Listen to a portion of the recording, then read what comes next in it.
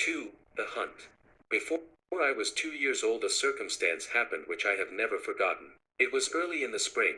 There had been a little frost in the night, and a light mist still hung over the woods and meadows. I and the other colts were feeding at the lower part of the field when we heard, quite in the distance, what sounded like the cry of dogs. The oldest of the colts raised his head, pricked his ears, and said, "There are the hounds," and immediately cantered off, followed by the rest of us to the upper part of the field, where we could look over the hedge and see several fields beyond.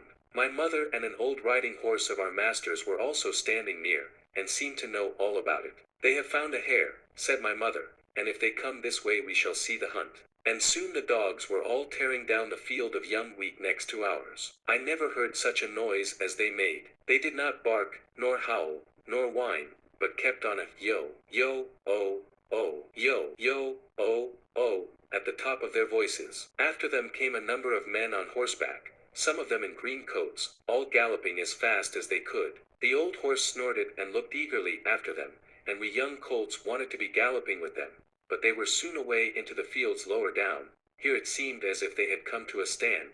The dogs left off barking, and ran about every way with their noses to the ground. "They have lost the scent," said the old horse. "Perhaps the hare will get off." "What hare?" I said. "Oh, I don't know what hare. Likely enough it may be one of our own hares out of the woods. Any hare they can find will do for the dogs and men to run after."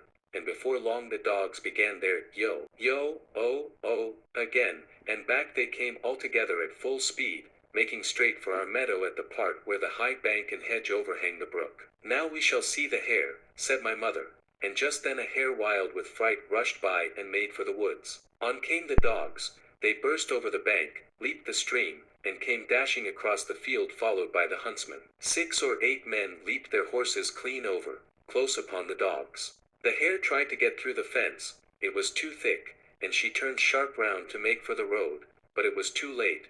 The dogs were upon her with their wild cries.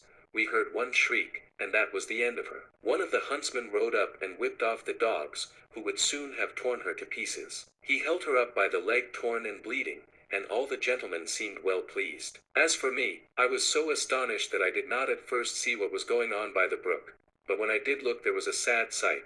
2 fine horses were down, one was struggling in the stream, and the other was groaning on the grass. One of the riders was getting out of the water covered with mud, the other lay quite still. "His neck is broke," said my mother. "And serve him right, too," said one of the colts. I thought the same, but my mother did not join with us. "Well, no," she said, "you must not say that, but though I am an old horse, and have seen and heard a great deal, I never yet could make out why men are so fond of this sport.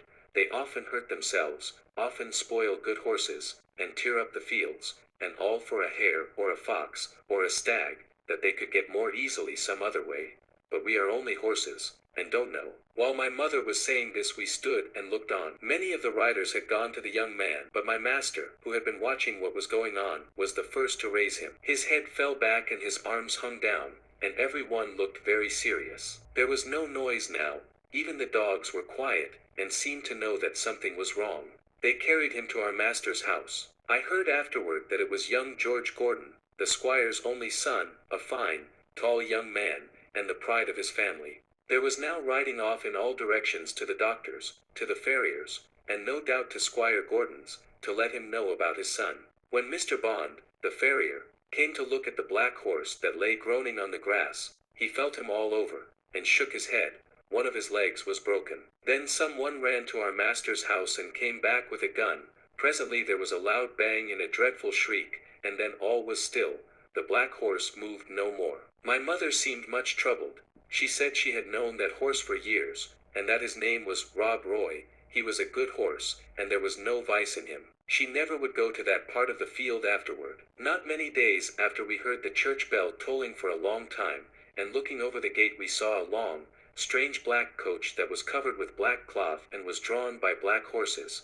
After that came another and another and another, and all were black, while the bell kept tolling, tolling. They were carrying young Gordon to the churchyard to bury him. He would never ride again. What they did with Rob Roy I never knew, but 'twas all for one little hare.